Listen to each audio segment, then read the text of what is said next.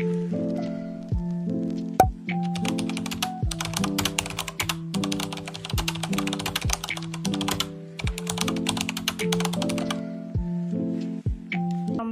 wabarakatuh. Perkenalkan, nama saya Aifa Nurrahma dengan NIM 057 dari kelas 5B. Baik, pada kesempatan kali ini saya akan membahas tentang perkembangan pada peserta didik. Perlu diketahui bahwa perkembangan merupakan suatu proses di mana seorang individu mengalami perubahan dalam konteks psikologis maupun sosialnya. Perkembangan juga merupakan suatu proses atau tahapan perubahan atau pertumbuhan ke arah yang lebih maju. Perkembangan pada anak manusia merupakan suatu hal yang kompleks, artinya banyak faktor atau hal yang mempengaruhi atau saling berkaitan dalam berlangsungnya perkembangan pada anak ini. Monks juga mengemukakan pendapatnya yang mengatakan bahwa perkembangan merupakan suatu hal yang dinamis.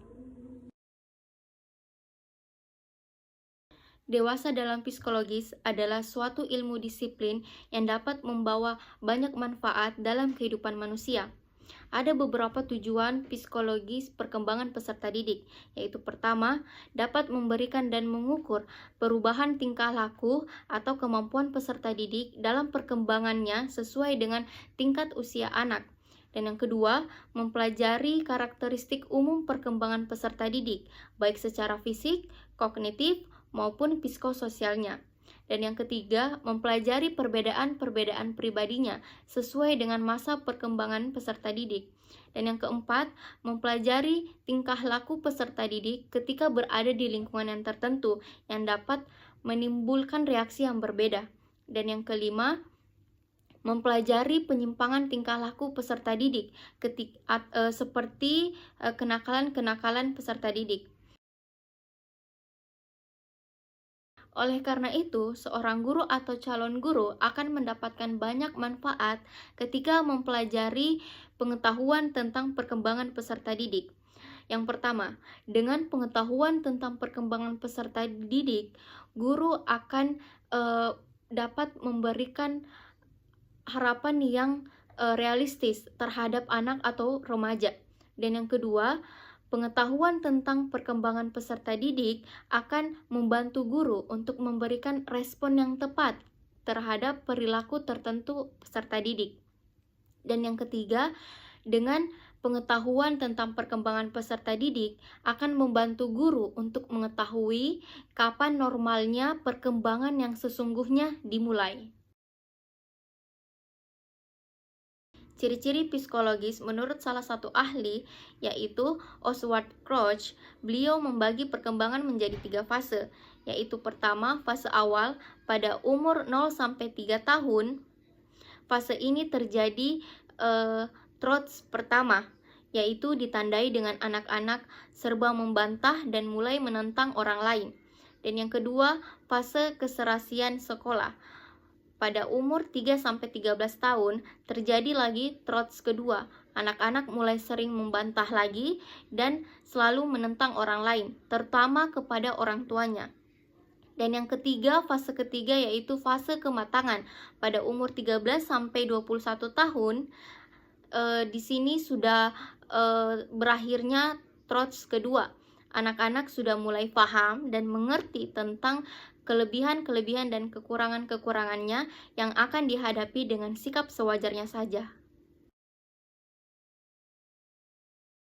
Adapun 4 istilah konsep perkembangan, yaitu pertama pertumbuhan, yang kedua kematangan, ketiga belajar, dan yang keempat latihan. Adapun definisi perkembangan menurut para ahli, yaitu 1.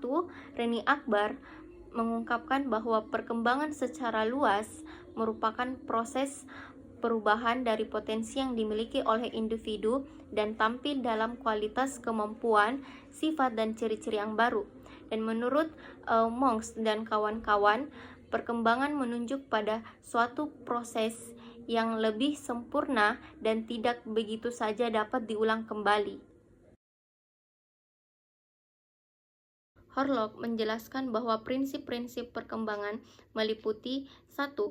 Perkembangan melibatkan adanya pertumbuhan, di mana perkembangan selalu ditandai dengan pertumbuhan yang bersifat progresif. Dan yang kedua, perkembangan awal lebih kritis daripada perkembangan selanjutnya. Perlu diketahui, perkembangan merupakan proses kontinu, di mana perkembangan sebelumnya akan mempengaruhi perkembangan selanjutnya.